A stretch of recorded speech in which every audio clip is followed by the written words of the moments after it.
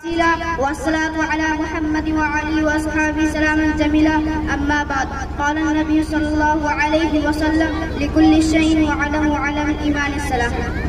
محترم حضرات، اس حقیر سراپا تفسیر نے آپ کے سامنے ایک مختصر سی حدیث پڑھی ہے جس کا ترجمہ یہ ہے. سرکار دو عالم جناب محمد رسول اللہ صلی اللہ علیہ وسلم نے ارشاد فرمایا کہ ہر چیز کا ایک نشان ہوتا ہے اور ایمان کا نشان نماز ہے. حضرات، دنیا میں بھانت کے لوگ اور قسم کی پارٹیاں ہیں.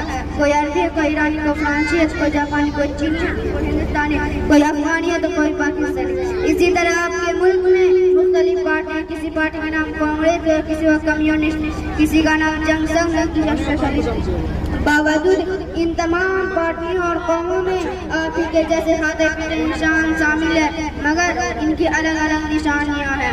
ان نشانیوں کو دیکھ کر آپ معلوم کر لیتے ہیں کہ فلاں کہاں کا رہنے والا ہے یا فلاں کس پارٹی سے تعلق رکھتا ہے. یہ گفتگو ہوئی ان چیزوں کے بارے میں جو ہماری نگاہوں سے گزرتی ہے، مگر کچھ چیزیں ایسی ہیں جو ہماری آنکھوں سے دکھائی نہیں دیتی مگر ان کے کچھ نشانات ہوتے ہیں. مثال کے طور پہ ہوا دکھائی نہیں دیتی مگر پتیاں ہلتی ہے تو پتہ چل جاتا ہے کہ ہوا چل رہی ہے. اسی طرح کفر، نفاق، فسق، ایمان جیسی چیز ہماری ظاہر آنکھوں سے نظر نہیں آتی مگر کچھ علامتیں ایسی ہیں جن سے ہم پہچان جاتے ہیں کہ کون مخلص اور کون منافق، کون مومن، کون فاسق. اس حدیث میں ایک ایمانداری کی نشانی بتائی کہ وہ نماز پڑھتا ہو. روزہ چند مخصوص دن کے لیے ہے، حج و زکوٰۃ صرف دولت مندوں کے لیے. لیکن نماز ایک ایسی چیز ہے، ہر سال کے ہر دن میں غریب ہو یا امیر، دولت مند ہو یا فقیر، جاہل ہو یا عالم، سب پر فرض ہے. یہی وجہ ہے کہ تاجدار مدینہ فخر محمد رسول اللہ صلی اللہ علیہ وسلم نے ارشاد فرمایا: من ترک الصلاۃ متعمدا فقد کفر. جس آدمی نے قصداً نماز چھوڑ دی اس نے کافروں والا عمل کیا.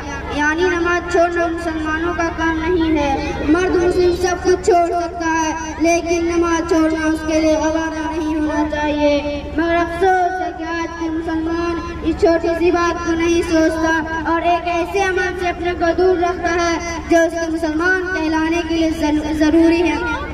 آج بھی مسلمان کہلانے کے لیے ذلیل و خوار ہے. دنیا میں ذلت و نبوت ہمارے ساتھ لگی ہوئی ہے. یہی حال رہا تو ہم آخرت میں بھی کامیابی کا منہ نہیں دکھا پائیں گے. ہمارا کام تو کہنا کاش کہ آپ اس پر سنیں اور اس پر عمل کرو. آخر دعوانا الحمد للہ رب العالمین. السلام علیکم.